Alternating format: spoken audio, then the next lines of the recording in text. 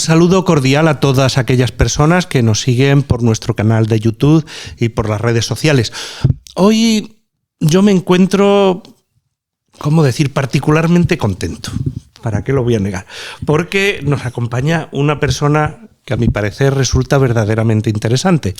Me encuentro para conversar hoy con mucha tranquilidad con Llámame Yumi, Paula Vega.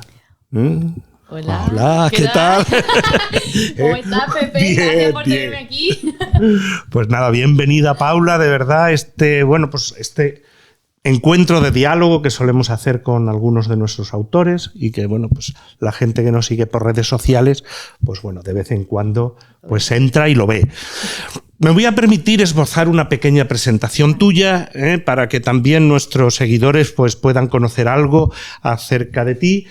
Pero luego vamos a intentar, si tú me lo permites, que yo creo que sí, profundizar un poquito en tu vida, que yo creo que es lo más interesante. Y hablaremos también, como no, porque está aquí con nosotros porque acaba de publicar un libro con Editorial San Pablo que se llama Con olor a oveja, caminar guiados por el buen pastor. Y bueno, pues hablaremos también un poquito sobre él. Bueno, pues Paula es boquerona, que algunos se preguntará eso qué es, pero es lo más importante, boquerona es como solemos llamar de manera cariñosa a aquellas personas que son de Málaga, sobre todo en Andalucía las llamamos así. Y bueno, pues ella no cabe duda que ha nacido en Málaga y es boquerona.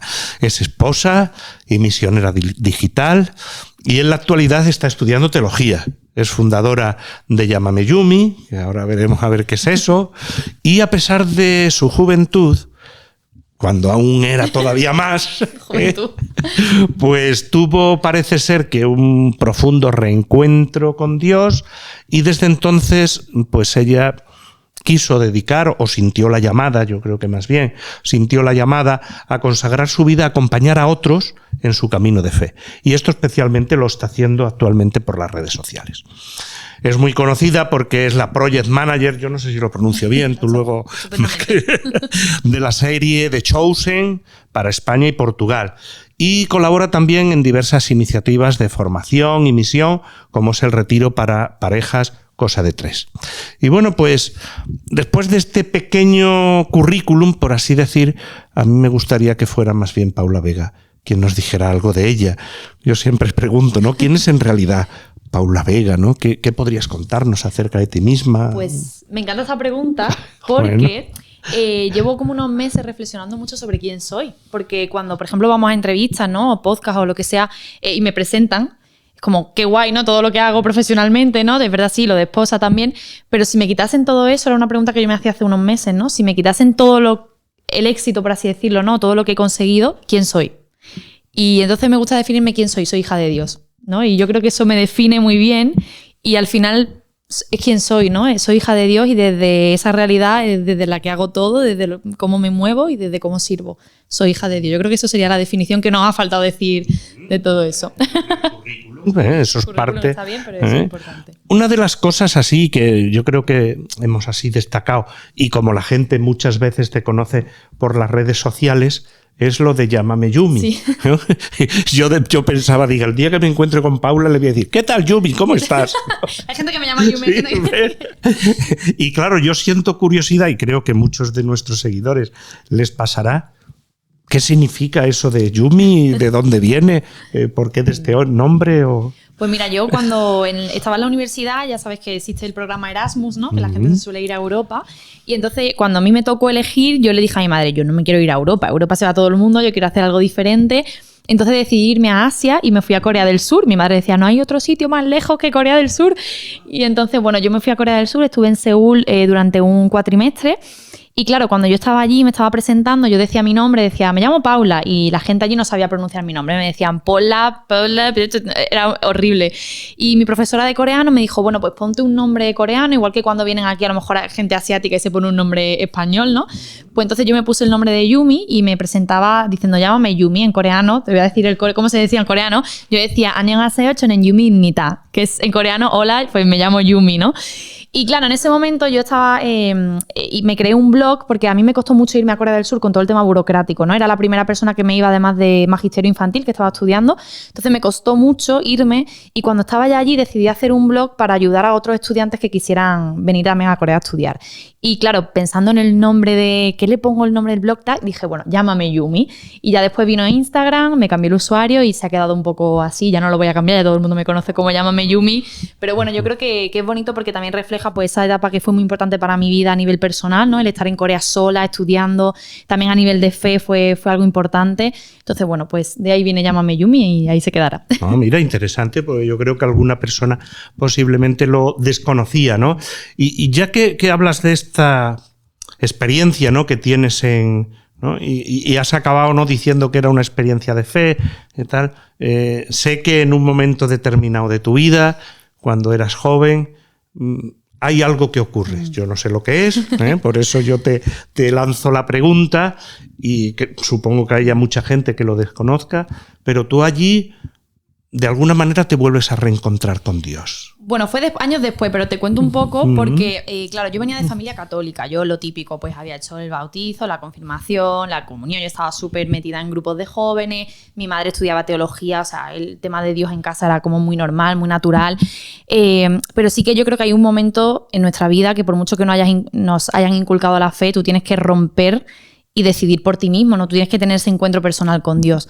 Entonces sí que es verdad que yo estaba como muy cómoda en mi grupo de jóvenes. En Corea, por ejemplo, para mí fue un punto de inflexión porque me di cuenta de que si me quitaban esa comodidad, yo iba los miércoles, los viernes, los sábados a la parroquia, ¿no? Teníamos un montón de actividades siempre.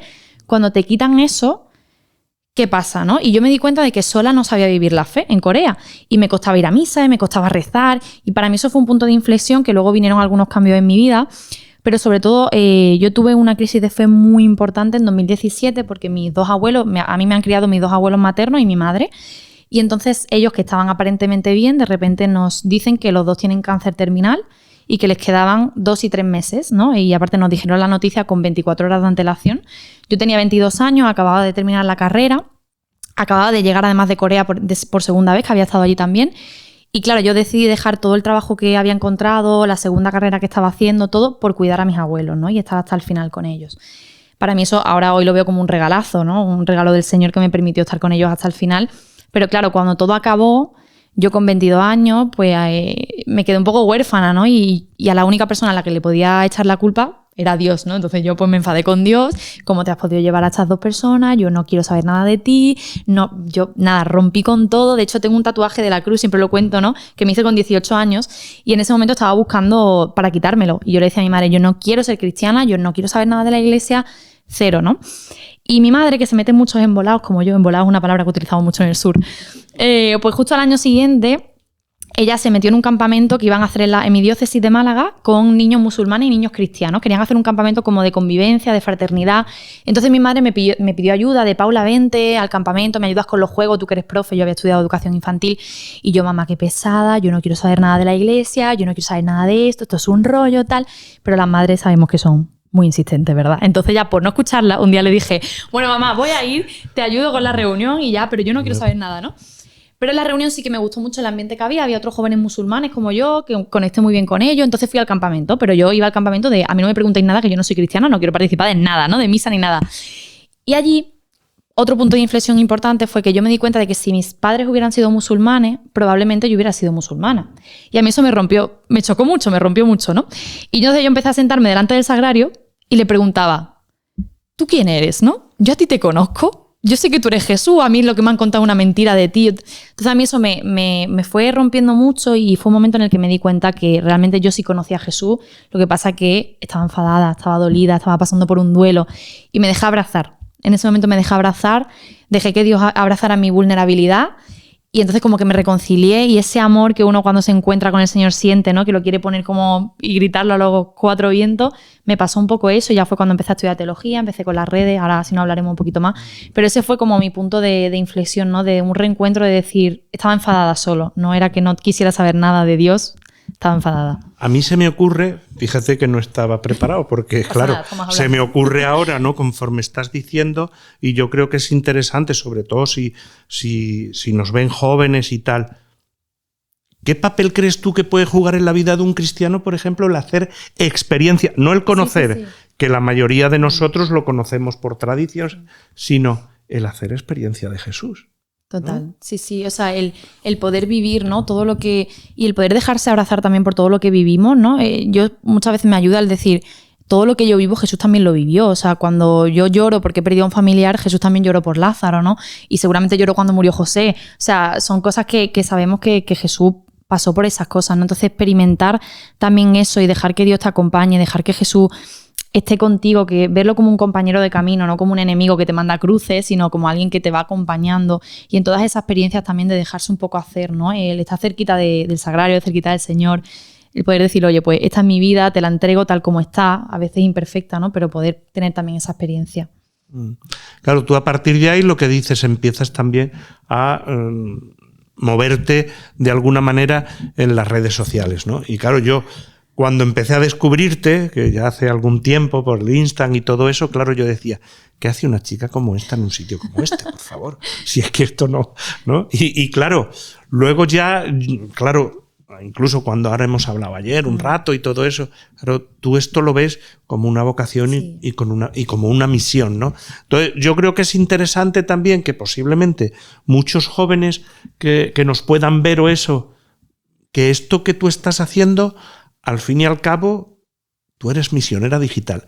Y es diferente a decir, ¿no? Sí, soy influencer, sí, diferente. A mí es que eso no me gusta, sí. De influencer, ¿no? Sí, además yo empecé un poco, o sea, cuando uno empieza en este mundo, y sobre todo hace 5 o 6 años que yo empecé, que no se hablaba del tema de la evangelización digital ni nada de eso, uno empieza un poco naturalmente, ¿no? Yo era una joven normal, como cualquier persona que nos pueda estar viendo, yo salía de fiesta y subía fotos con mis amigas de fiesta, iba de viaje y subía fotos de viaje. Cualquier cosa yo la subía con naturalidad. Entonces, cuando la fe se va volviendo más importante en tu vida, pues al final tú también vas compartiendo con esa naturalidad, porque era algo que yo ya hacía, ¿no? Entonces, la fe sí que va tomando pues ese espacio dentro de las redes y yo ahora, por ejemplo, yo iba por el campo y me encontraba con Dios en la naturaleza y yo subía una historia de hay que ver el Señor, gracias por la creación, como cosas muy naturales, pero a la gente eso le llegaba mucho, ¿no? El poder ver como una joven normal, por así decirlo, pues también hablaba de Dios y también se estaba encontrando. Yo estaba contando un poco al final cómo estaba descubriendo otra vez la fe, pero ya desde mi propia decisión, ¿no? Desde mi propia perspectiva. Y eso hizo que los seguidores empezaran a crecer. Y, hombre, hay un momento en el que tú dices, esto está creciendo mucho, esto hacia dónde va, ¿no? ¿Qué está pasando?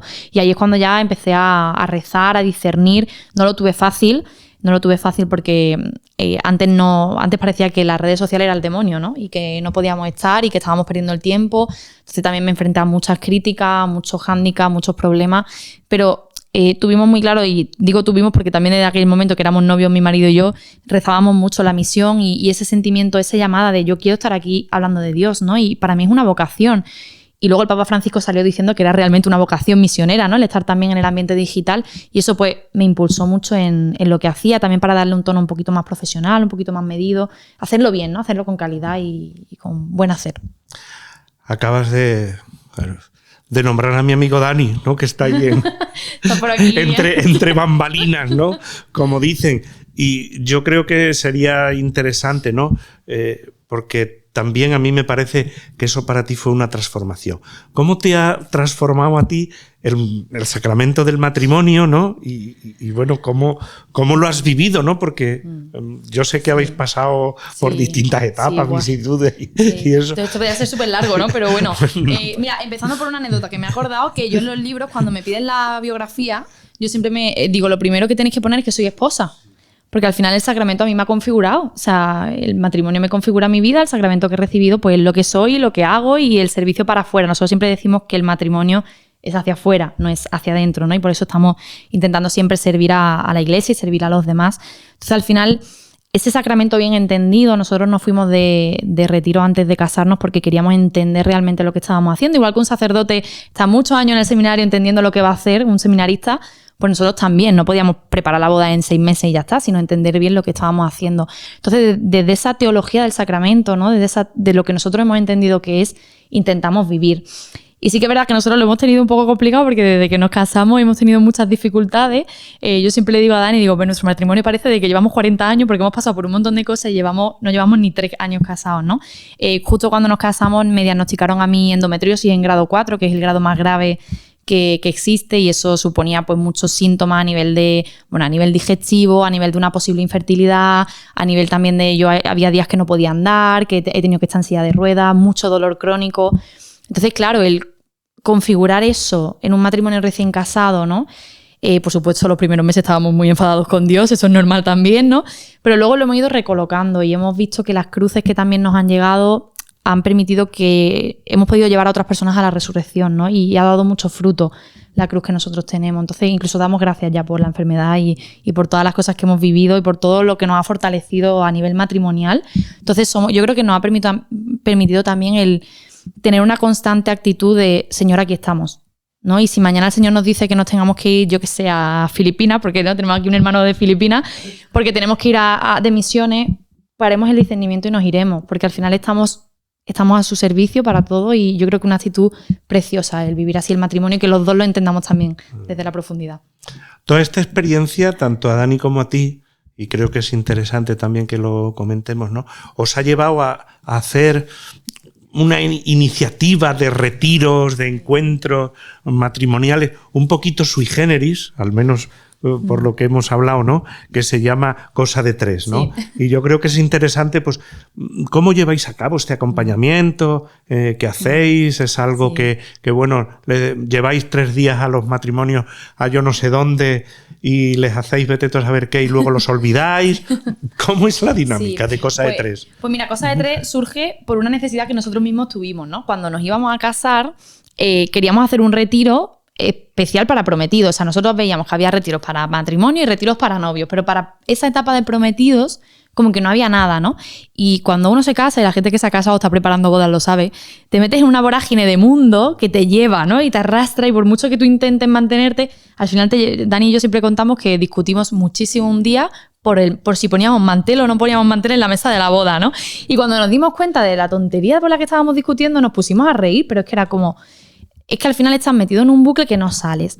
Entonces queríamos un retiro y no encontrábamos retiro. Y fue justo en un café que estábamos tomando con una pareja amiga que también se iba a casar y un amigo sacerdote, que le comentamos un poco la situación. Ellos se sentían igual y dijimos, oye, ¿y si nos vamos un fin de semana nosotros solos y preparamos un poquito el ritual del matrimonio, vemos un poco la boda? Nos fuimos durante 4 días en Navidad, y ese pequeño rato de estar el fin de semana nos cambió tanto la vida y entendimos tan bien lo que estábamos haciendo el día de nuestra boda, que fue como que esto es lo que tenemos que compartir, tenemos que la gente viva el día de la boda igual que nosotros lo hemos vivido, con la misma profundidad, ¿no? Entonces, bueno, empezamos a hacer retiros, ya llevamos 4 ediciones del retiro de Cosa de Tres, que básicamente lo que hacemos es profundizar en el rito, lo que tú haces ese día de la boda, en la teología del sacramento. Nos basamos mucho en Amor y Letitia del Papa Francisco, ¿no? También en ese aspecto positivo de lo que sí hay que hacer en el matrimonio para cuidarlo. Y bueno, estamos haciendo ya 4 ediciones, intentamos luego hacer un seguimiento a esas parejas, ¿no? También buscarle un poco, a veces nosotros no le podemos dar respuesta porque no tenemos tiempo, y esto es una falta grande de tiempo de los misioneros digitales, el poder luego hacer grupos y seguir atendiendo como grupos semanales o mensuales. Sí que intentamos luego que puedan buscar en sus parroquias grupos de matrimonio, ¿no? Cuando ya se casen, estar un poquito pendientes de eso, pero sí que nos damos cuenta que se crea una comunidad muy bonita de la gente que va a esos encuentros, porque en medio de una vorágine de la boda, que sabemos lo que es, sacan ese rato, ¿no? Sacan ese fin de semana para poder ponerse en manos del Señor, y yo creo que quien hace eso porque realmente le está dando importancia al sacramento. Me voy a atrever, Paula, a ver. Desde la amistad y desde lo que nos une, a entrar en la intimidad de tu corazón, porque yo sé que es una pregunta muy bonita, pero a la vez, bueno, pues tú tienes vocación de ser madre y Dani tiene vocación de ser padre. Me lo habéis, vamos, demostrado y mostrado, ¿no? Pero tú no puedes ser madre hoy por hoy de manera natural. No lo sabemos. Pero bueno, sí. Y estás buscando alternativas, ¿no? Sí. ¿Cómo estáis viviendo este proceso y qué es lo que estáis haciendo los dos para poder también llevar a cabo esta vocación, que no es ningún plus al matrimonio ni nada de eso, pero que vosotros sentís que queréis ser padres? ¿Y cómo estás llevando esto? ¿Cómo lo...? Sí, pues mira, yo la enfermedad que tengo puede dificultar quedarme embarazada o no lo sabemos, ¿no? Entonces hay muchas cosas que se pueden hacer para intentar que haya un embarazo natural, que nosotros después de un discernimiento hemos decidido no hacer, porque según nuestra perspectiva hay ciertas cosas que por hacer una maternidad biológica, estamos atentando muchas veces contra el propio cuerpo, que también es templo del espíritu, ¿no? Y el matrimonio se resiente y sufre mucho. Entonces nosotros, cuando nos han ofrecido hacer muchas de las cosas que nos han ofrecido, paramos un momento y dijimos, espera, ¿a dónde estamos llegando, no? Porque al final nosotros queremos ser padres, por supuesto, tenemos esa vocación, pero nosotros sí que hablábamos ya antes de casarnos, antes de saber que había una enfermedad, hablábamos de la adopción, porque habíamos tenido, Dani y yo, ciertas experiencias que nos habían hecho tener como esa semillita en el corazón de la adopción, pero siempre terminábamos diciendo, bueno, primero los biológicos y luego ya si eso nos planteamos a adoptar. ¿Qué pasa? Que la lógica de Dios no es la lógica del mundo, nunca. Entonces, cuando llegó la enfermedad y empezaron como a todas esas cosas a ponernos encima de la mesa un montón de opciones, dijimos, espera, nosotros queremos ser padres, pero es que realmente queremos ser padres por también adopción, biológico, incluso acogimiento familiar. Queremos ser padres por las 3 vías, ¿no? Y entonces fue un momento de decir, ¿por qué estamos solamente pensando en ser padres biológicos si queremos ser padres, punto, sin apellido, ¿no? Y ahí fue cuando nos abrimos un poco a la vida. Y teníamos muchos miedos y obviamente la lógica del mundo era como, no, primero los biológicos, tal. Pues lo pusimos todo en manos del Señor, pusimos un discernimiento y al final lo que te comentaba antes, aquí estamos, Señor, lo que tú quieras. Entonces ahora nosotros podemos decir que realmente estamos abiertos a la vida porque estamos abiertos a un embarazo, estamos abiertos a la adopción que estamos esperando y estamos también abiertos a un acogimiento familiar. Y Dios va a elegir el orden, los que llegan o los que no llegan. Pero nosotros nuestra felicidad de ahora y nuestra paz que sentimos es porque realmente no le estamos poniendo trabas a Dios, no estamos poniendo límites. Él sabrá cuándo tiene que mandar las cosas y cuándo no, ¿no? Y no sabemos si mañana me quedaré embarazada o si mañana vendrá la adopción antes, pero lo estamos viendo con una paz, sabiendo que Él lo tiene todo en sus manos y también sabiendo que esa vocación de padre, nosotros ahora pensamos, es que no podríamos decirte solamente quiero ser madre biológica, es que no quiero ser solamente madre biológica. Queremos ser padres, ya está, ¿no? Y queremos tener una familia numerosa de distintas formas y eso es lo que más nos hace felices. Y creemos realmente que es una vocación, esa apertura tan amplia a la vida de fecundidad. No, me parecía interesante precisamente por eso, porque muchas veces, ¿no? Cuando hablas de estas cosas, pues la gente como que pone muchas trabas o te dice, oye, pero ¿esto cómo es? ¿Cómo no va a ser? Sí, y estamos también tratando un poco de que los matrimonios puedan plantearse esta vocación amplia a la maternidad y la paternidad incluso antes de casarse. O sea, no hay que esperar a que pueda haber un problema de no puedo ser padre biológico, no puedo ser madre biológica, sino el decir, oye, es que incluso siendo madre biológica a lo mejor también puedo abrirme a esa forma de paternidad, porque es que hay tantos niños que están esperando una familia y el derecho al final es el derecho a tener una familia. Y tenemos en España un gran problema de que tenemos un montón de niños en centros de menores que no tienen familias, ¿no? ¿Qué está haciendo la Iglesia? Yo soy un poco crítica aquí, ¿no? Siempre digo que somos muy pro vida para los que no han nacido, que está genial, pero ¿y qué pasa con los que ya han nacido y están esperando una familia? Porque no es lo mismo estar en un orfanato que estar en una familia, ¿no? Entonces, bueno, estamos intentando también educar que la gente por lo menos se lo pueda plantear y a lo mejor no es tu camino, pero por lo menos planteártelo, ¿no? Eso es lo que estamos intentando un poco hacer también. ¿Cómo compagina una persona tan metida en las redes sociales? Porque al fin y al cabo es tu trabajo, por así decir, entre comillas, con lo que es la vida familiar, la vida espiritual, la vida de parroquia. Muy difícil. ¿Cuándo reza Paula, por ejemplo? Fatal, lo llevo muy mal, no lo recomiendo. Hay un sticker de WhatsApp que me gusta mucho mandar de ¿cómo estás? Fatal, gracias. Eso sí. O sea, es muy difícil, es muy complicado. Es muy complicado porque uno tiene que trabajar. O sea, yo tengo un trabajo full time de 8 horas, luego aparte termino y me pongo con mis redes sociales, vida familiar, los platos por lavar, las lavadoras por poner, la compra, la familia, mi madre, la parroquia. Es muy complicado, ¿no? Y sobre todo también la vida espiritual. Yo ha llegado un momento, por ejemplo, yo antes me sentía muy mal conmigo misma porque yo era la típica que yo quiero rezar 1 hora todos los días antes de ponerme a trabajar porque es que me encanta, porque yo veo a la gente haciendo eso y me sentía muy mal cuando no lo conseguía. Y un día tuve una conversación con Dios y le dije, mira, Señor, esto no es viable. Yo no puedo estar 1 hora todos los días por la mañana. Me encantaría, pero no puedo, no me da tiempo, ¿no? Aparte yo también con mi enfermedad tengo que ir a hacer deporte, tengo que comer bien, muchas cosas. Y entonces yo le dije, yo te tengo siempre presente, yo hablo contigo cuando estoy en el AVE, cuando voy a caminar, cuando estoy en el médico estoy hablando contigo, cuando estoy en el gimnasio estoy hablando contigo, estoy todo el rato hablando contigo. Entonces yo no me voy a dejar de ponerme cosas que no puedo hacer porque lo único que hacen es hacerme sentir mal, ¿no?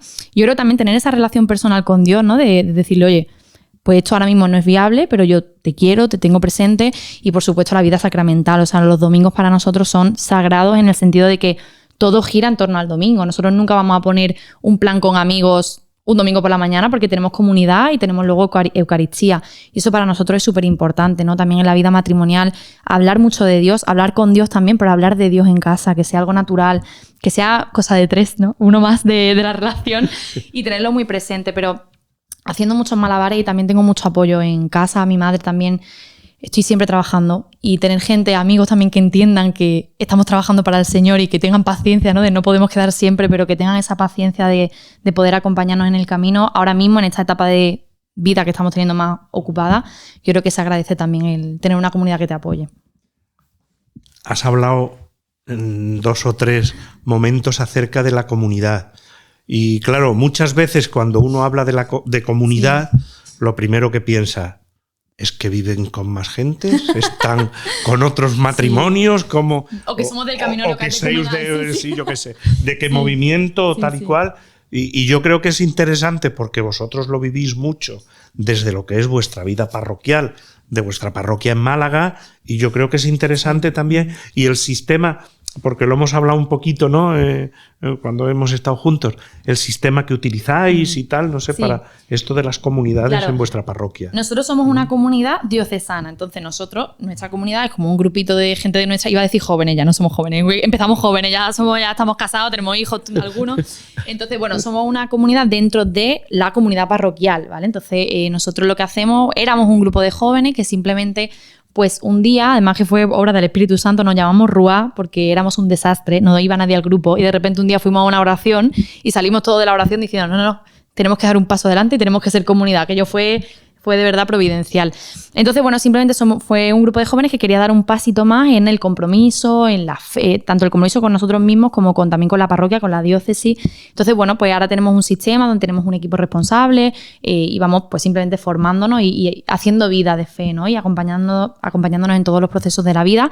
Y sí que utilizamos la herramienta de ACG, Acción Católica, pero fue muy bonito porque cuando nosotros tenemos unos estatutos, un proyecto comunitario, y fue muy bonito porque cuando lo estábamos creando, que estuvimos acompañándonos con el sacerdote de nuestra parroquia, vinieron gente de diferentes realidades comunitarias, del camino neocatecumenal, de los misioneros de la esperanza, para contarnos cómo vivían ellos en comunidad. Y entonces fuimos cogiendo todas las cosas positivas y todas las cosas que podían enseñarnos para hacer nuestro propio proyecto comunitario, que es el que hoy pues seguimos teniendo y que, bueno, pues simplemente te dice más o menos lo que tienes que cumplir, de rezar, de ir a misa los domingos, todo eso. Entonces, bueno, es muy bonito porque nos acompañamos, somos gente de la misma edad más o menos y nos vamos acompañando, ¿no? En los diferentes procesos. Qué interesante es todo esto. Yo no sé si alguna vez esto lo ha hablado Paula por redes sociales, pero yo como no estaba muy seguro, digo, pues me gustaría que profundizáramos en esas cosas. Una cosa, y llevo ahora la cuestión a mi terreno, que lo voy a hacer de formación profesional, pero tú sueles decir que eres una flipa de la Biblia, que sí.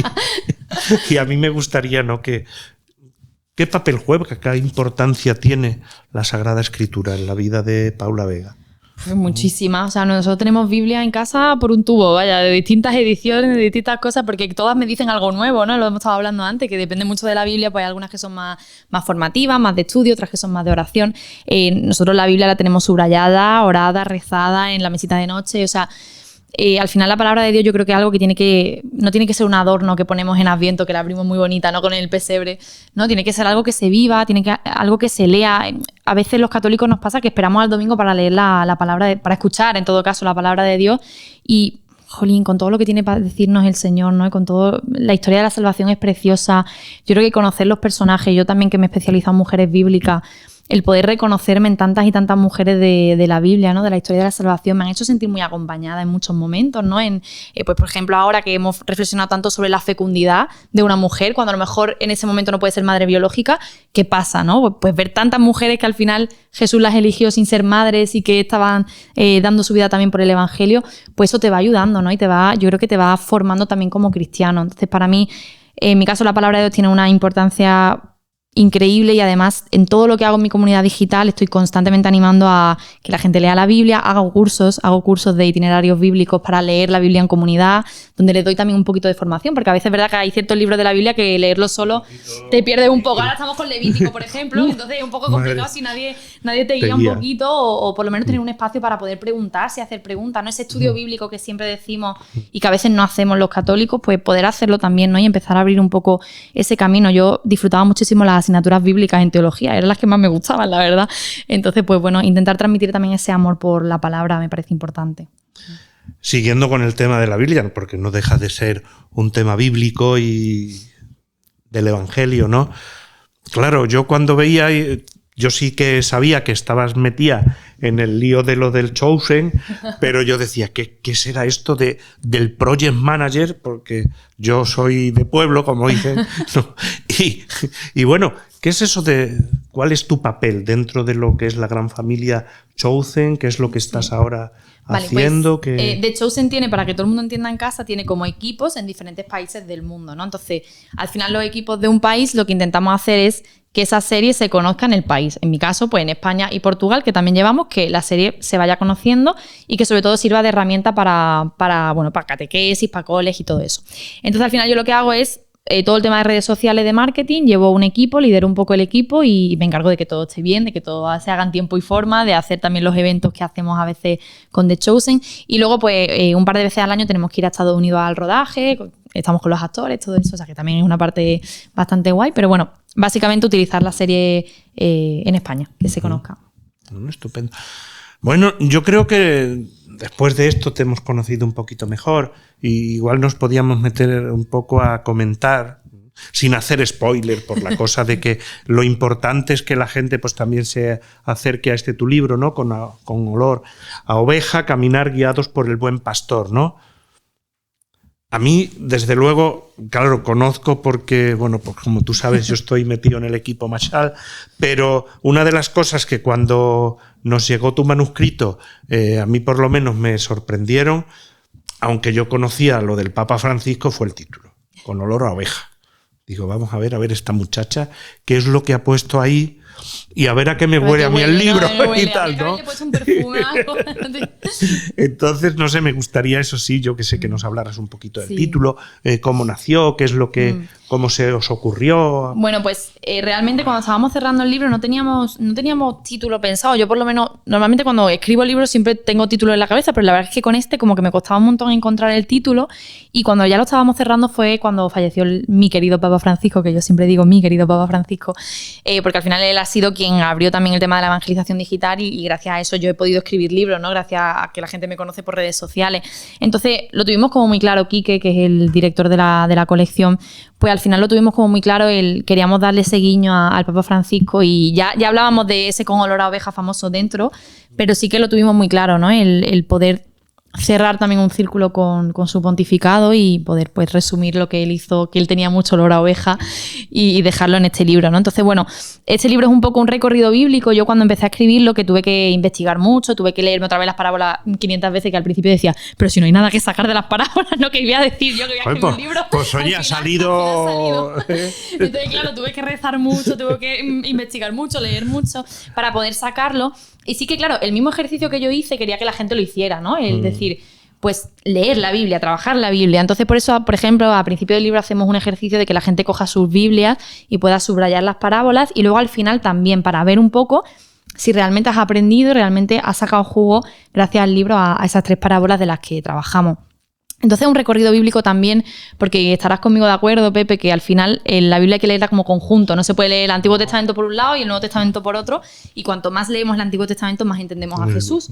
Entonces, claro, yo lo que intento hacer no solamente es meditar las parábolas que están en el Nuevo Testamento, sino ir para atrás y recoger todo lo que se había dicho ya de pastores, de ovejas, de rebaños, de lobos, de todo eso, para ver cómo Jesús realmente lo coge y lo explica mejor, ¿no? Por así decirlo, hace esa analogía para que la gente lo pueda entender. Entonces yo creo que es importante y que la gente va a conocer también mucho del Antiguo Testamento, que creo que lo tenemos olvidadillo de vez en cuando. Es que además yo creo que es interesante, ¿no? Porque yo muchas veces cuando pues doy los cursos bíblicos o las jornadas o encuentros, siempre digo lo mismo, ¿no? Ya los mismos apóstoles interpretan el Antiguo Testamento a la luz de Jesús. Entonces yo creo que esto, fue un enfoque que tú hiciste con tu libro, que a mí por lo menos digo, ay, mira, no soy yo el único flipado de la Biblia. Sí, es importante, siempre, ¿no? Leer el Antiguo reflejando a Jesús un poco, ¿no? Mirando a Jesús. Entonces me pareció muy interesante. Hemos hablado un poquito de personajes que aparecen. Claro, al final uno se da cuenta que tú lo que has hecho, por así decir, es como una mirada desde muchos puntos de vista a distintos personajes.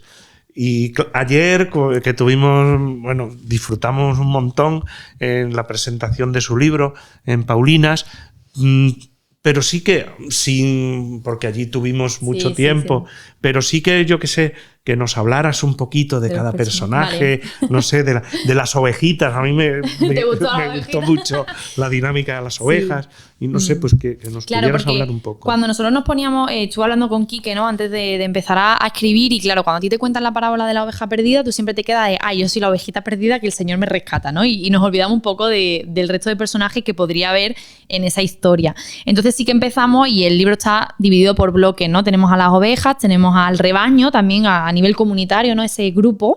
Luego tenemos el buen pastor, por supuesto, el lobo, que siempre está, y el perro, que el perro es importante en el rebaño, ¿no? Entonces sí, intentar un poco que cada uno se pueda situar también en diferentes etapas de tu vida. Te vas a situar en un sitio o te vas a situar en otro, pero poder sacarle esa profundidad, esa mirada un poco más amplia de todas las parábolas. Entonces, por ejemplo, ¿no? Pues la oveja es interesante ver cómo en tanto en Mateo como en Lucas depende. La oveja perdida va a depender de una cosa u otra, ¿no? Y a veces es perdida porque se ha despistado y a veces es perdida porque realmente se ha perdido. También metemos otros tipos de ovejas, la oveja rebelde, la oveja valiosa también, la oveja que ama, la oveja enamorada. Vamos metiendo distintas ovejas porque también nos podemos sentir identificados con ellas. Luego, por supuesto, el lobo, pues van a ser todos los peligros que acechan a nuestras comunidades y nuestra vida espiritual. A veces están fuera y podemos verlo, a veces están dentro y se disfrazan de pastores, se disfrazan de ovejas. El rebaño, ¿no? Que es algo que a mí fue una de las cosas que me sorprendió mucho, de ver cómo en diferentes salmos y en partes del Antiguo Testamento se compara el rebaño con nosotros, ¿no? Con el pueblo de Dios. Y yo creo que es como incluso sentirte un poquito más ovejita, ¿no? No es que el Señor decía que yo era rebaño, ¿no? Y el perro, que al final que nadie se ofenda, pero los perros siempre son pues los sacerdotes, la gente que guía, ¿no? Porque al final el buen pastor al que hay que seguir es a Jesús, y los demás lo que hacemos es, como perros, pues intentar que el rebaño siga al verdadero pastor, ¿no? Que no te sigan a ti. Entonces vamos haciendo pues un poco de una reflexión sobre cada uno de los personajes para que cada persona pues pueda sentirse identificado. Un perro que a mí me gustó también lo que decías ayer, ¿no? Un perro que no tiene por qué ser, porque normalmente descargamos muchas cosas los laicos, ¿no? Yo me incluyo, porque yo, como sabes, soy laico a pesar de ser consagrado, pero descargamos muchas cosas en los curas. No, el perro, que es aquel que tiene que guardar el rebaño, es el que tiene que hacer las cosas, y yo, mira, déjame a mí ser ovejita y estar en mi rebaño y estar tranquilo, ¿no? Sin embargo, yo creo que tú también pones esta perspectiva en el libro. El perro es también muchos de nosotros que lideramos de alguna manera, ¿no? Sí, incluso padres de familia. O sea, al final tú estás liderando tus pequeñas comunidades, ¿no? Y tus pequeñas cosas. Yo, en mi caso, pues también lidero la comunidad digital. Entonces, pues soy perrito, ¿no? O sea, voy guiando no para que me sigan a mí, sino para que sigan al buen pastor. Entonces, también el poder reconocerse ahí, ¿no? El decir, oye, pues yo, ¿qué tipo de perro soy? ¿Soy un perro que muerde o soy un perro que va ladrando un poquito hasta que tal? Sí, y también una cosa que me gusta mucho del libro es lo que decía ayer, ¿no? La imagen esa del perro, que cuando termina la jornada, el perro el que se va con el pastor y está calentito en el hogar. Entonces también esa relación de intimidad con Dios, de confianza, que no se puede perder, para que luego puedas guiar verdaderamente hacia el pastor. Y hablando un poquito del rebaño, ¿no? A mí también me resultó muy bonito, muy interesante, ¿no?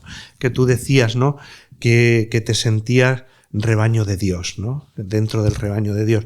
Entonces yo creo que es interesante, ¿no? La importancia que tú le das en el libro a la comunidad, pero también otra cosa que me resultó muy curiosa, ¿no? Es que la comunidad y las ovejas, es muy importante que sigamos la voz del buen pastor. Del buen pastor, ¿no? Total, sí. Entonces, no sé, pues ¿qué ha sido eso? Pues yo al final tengo la experiencia de vivir en comunidad, ¿no? O sea, tenemos una comunidad, no como las comunidades de religiosos, pero sí que tenemos una comunidad que tiene sus cosas buenas y sus cosas malas y sus debilidades y los lobos que se cuelan, ¿no? Entonces yo creo que importante es, muchas veces caemos en una dinámica de que la comunidad se vuelve a veces, y perdón por la expresión, pero en una peña, ¿no? Y dejamos de saber a lo que estamos y dejamos de escuchar la voz de Dios y dejamos de estar ahí por lo que tenemos que estar y estamos por otras muchas cosas, ¿no? Entonces me parece también importante que siendo comunidad podamos estar en constante discernimiento de qué tipo de rebaño estamos siendo, y sobre todo, que es algo que digo en el libro, rebaño hacia afuera. O sea, somos iglesia en salida. No podemos estar aquí a gustito, estamos en el redil, aquí calentitos con los que ya conocemos. Hay que salir un poco, ¿no? Entonces yo creo que hay que hacer un constante discernimiento de qué tipo de rebaño estamos siendo y si realmente Dios está en el centro de nuestras comunidades. En el libro vas dando, por así decir, como pistas, y alguna podríamos comentarla aquí, de cómo sí podemos ir transformando nuestra vida para dejarnos encontrar y cuidar por el pastor. Como te decía, no hagamos spoiler para que eso, pero sí que creo que podría ser interesante, ¿no? Que comentáramos un poquito esto, ¿no? Cómo, sin dar consejos fáciles que siempre, pero sí que... Sí, ayer justo yo decía, ¿no? Cuando hablábamos de las ovejas, del tipo de oveja que a veces podemos ser, porque a veces nos perdemos por diferentes motivos, y yo creo que el poder reconocernos en qué tipo de oveja he sido o qué tipo de oveja soy ahora, nos puede ayudar a decir, vale, ¿cómo puedo hacer para que me deje encontrar con Dios, por Dios, ¿no? Porque a veces Dios viene a buscarnos, pero no queremos que nos encuentren, y entonces nos cerramos un poquito, ¿no? Entonces, abrirse, el decir, oye, pues yo necesito esto de Dios, y cuando venga a abrazarme, voy a coger ese abrazo. Conocerse a uno mismo yo creo que es clave en la relación con Dios, ¿no? El saber lo que tú necesitas y también saber pedírselo a Dios. Oye, Dios, pues yo ahora necesito esto, yo ahora necesito que tú me abraces, o yo ahora necesito que me dejes un tiempo tranquilo, porque estoy también es válido y es lícito, ¿no? Entonces yo creo que conocerse a uno mismo y a través del libro ir encontrando ese buen pastor que tiene paciencia con nosotros, infinita, y que nos da nuestros tiempos y nos da nuestro... Porque siempre decimos, yo siempre pienso y digo, la oveja perdida, leemos siempre que Dios va a buscarla corriendo, ¿no? Pero a lo mejor tarda un tiempo en llegar, porque le estaba dando espacio, ¿no? Entonces, también el poder ampliar un poco esa mirada y esa perspectiva. No, yo creo que es una perspectiva muy interesante, ¿no? Y por eso te lo hacía notar. Y otra cosa que a mí también me gustó mucho y vamos, me llamó la atención, ¿no? Era cómo también nosotros, de alguna manera, tenemos que ayudar a otros a poderse encontrar con el buen pastor, manteniendo el estilo que cada uno tiene, ¿no? Entonces yo creo que esto es interesante. Sí, incluso hablábamos de las ovejas perdidas que a veces son lobos, ¿no? Y que esa misericordia también que se nos pide a nosotros como pues ser como el buen pastor, estar con los brazos abiertos, ¿no? Para que todas las personas que se hayan alejado y que yo ayer lo decía en la presentación, cuando llega una oveja perdida de vuelta al rebaño, ¿qué hacemos? Le decimos, te lo dije, ¿no? Te lo dije, te has equivocado. O abrimos los brazos y decimos, oye, bienvenido, ¿no? Vamos a celebrar una fiesta porque has vuelto a casa. Entonces, yo creo que esa actitud constante, ¿no?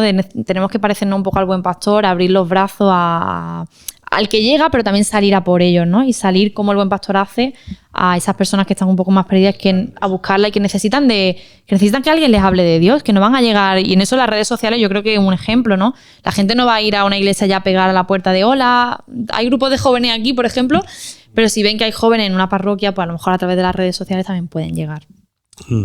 Me parece que llevamos ya no sé cuánto tiempo, pero 1 hora casi. Pero sí que me gustaría que de alguna manera invitaras, porque es quien mejor conoce el libro, ¿no? Invitaras a aquellos seguidores nuestros de las redes, pues a que lo leyeran tu libro, que ya sé que todos los autores decís, ¿no? Mi libro es muy guay, tal y cual. Sí. Pero que tú nos dijeras, yo qué sé, pues alguna clave que tú dices, mira, es que este libro a lo mejor te va a poder ayudar en esto, ¿no? Sí, yo diría 2 cosas. La primera, y pongo un ejemplo para que la gente vea que no estamos mintiendo. El otro día me llegó una chica en Instagram que me escribió y me dijo que se había reencontrado con la fe hace poquito, relativamente poco, y su párroco le había pedido que diera catequesis en infancia, ¿no? A veces las catequesis nos salvan. A mí me han salvado de muchas crisis de fe que el párroco te diga, ponte a la catequesis, ¿no? Para que no te pierdas. Y entonces ella me dijo que le había pedido el párroco dar catequesis, pero que no se sentía como con formación, preparada, que tenía como muchos miedos, y que entonces vio el libro y que se compró el libro y empezó a leerlo, y entonces se ha sentido como un poco acompañada de por lo menos puedo empezar a trabajar estas parábolas porque no lo hemos dicho, viene una guía didáctica también de actividades, ¿no? Que se pueden hacer. Entonces me dio las gracias y yo dije, pues este es el tipo de público al que quizás este libro también va dirigido, ¿no? A catequistas que sientan que muchas veces no tienen el tiempo suficiente o la formación suficiente como para ponerse a buscar formación, recursos, todo eso. Creo que puede ser una herramienta muy positiva para ellos, también para familias, para párrocos, para profesores de religión. Y también lo segundo, para personas que quieran profundizar en la Biblia, ¿no? O sea, hay que leer la Biblia, chicos, hay que leer mucho la Biblia, pero si a veces nos cuesta pues buscar recursos que nos ayuden a profundizar un poquito más, pues yo creo que puede ser una buena manera de empezar con las parábolas, que es algo como, vamos a decir, fácil, entre comillas, pero profundo, pues poder profundizar un poco más. De hecho, yo, y lo digo en mi comunidad el otro día, les decía, es que este libro lo podríamos estar trabajando durante un fin de semana entero, ¿no? Porque la parábola a veces la leemos y ya está, pero hay parábolas que dan para mucho y yo creo que este libro puede ser como un recurso para rezar y reflexionar. Yo no quisiera marcharme ni quisiera concluir este encuentro sin tener un recuerdo muy especial y acordarnos de ella, pues porque también es parte de tu libro, y yo quisiera que nos acordáramos tú y yo de otra amiga nuestra, Sor Marta. Ah, Sor Marta. Y que bueno, y que bueno, claro, la gente, ¿y esta Sor Marta quién es? Claro, no, o que tiene que si es de YouTube la conocen. La conocen, pero bueno, pero ¿qué tiene que ver Sor Marta con el libro? Sí. Sor Marta es la prologuista del libro, y entonces yo cuando uno es autor siempre le preguntan, busca tú el prologuista. Yo decía, Dios mío, ¿a quién busco de prologuista? Tal. Y entonces yo es algo que, como yo con el tema de la mujer soy un poco guerrillera, ¿no? Pues yo quería que fuera una mujer también la que escribiera el prólogo. Y entonces quería que fuera una mujer que además tuviera otra vocación diferente a la mía, ¿no? Al final yo tengo la vocación al matrimonio, pero quería que fuera otra persona, otra chica que tuviera otro tipo de vocación. Así que ella, que es monja benedictina, pues le pedí, ella súper encantada, me dijo que sí desde el primer día, y bueno, pues estoy muy contenta de que haya sido ella quien ha prologado el libro. Ha quedado, yo creo que un prólogo muy bonito, y bueno, pues súper contenta de que haya sido ella, así que desde aquí también le mandamos un abrazo. Saludo y un abrazo. Animamos, ¿no?, a la gente, por supuesto, a que te sigan en redes sociales, llámame Yumi, que sigan a Sor Marta. Tenéis que ponerlo aquí en los rótulos. Como aquí, sí, ¿no? Que sigan también a Sor Marta, porque a veces hace cosas muy curiosísimas. A mí me resulta de la vida normal del monasterio, y como ella, que no se conoce muchas veces, claro, pero sí. Y como ella lo va contando, ¿no? Entonces os animamos sobre todo a eso, ¿no? Que sigáis a Paula Vega, sigáis a Sor Marta, por supuesto, no sigáis al Grupo San Pablo. Y bueno, yo creo que no me queda otra cosa más que de verdad agradecerte mucho el que hayamos estado aquí juntos. Agradecida a nosotros. Dos amigos, al menos. Sí, hombre, yo ya, me siento... amigo, ya para siempre. No, pero agradecidísima a la editorial por cómo os lo dije ayer, lo digo ya públicamente también, por cómo me habéis tratado, por el cariño, por el apoyo. Me siento súper querida, súper valorada, y es un placer y un gozo trabajar y escribir para vosotros. O sea que, de verdad, súper contentísima. Nos vamos bendecidísimos a Málaga. Pues muchas gracias, de verdad, Paula. Y bueno, muchas gracias a todos vosotros. Con olor a oveja, caminar guiados por el buen pastor. Como sabéis, pues lo podéis encontrar en la red de Librería San Pablo, siempre cerca de ti, en nuestra librería virtual, en la librería Paulinas, en las principales librerías religiosas de la geografía española, también en Málaga, y por supuesto en las plataformas digitales. No se te olvide, si esto te ha gustado, esta entrevista, encuentro, charla, como se llame, de dar un like, eso, y suscribirte a nuestro canal. Muchas gracias y hasta el próximo encuentro.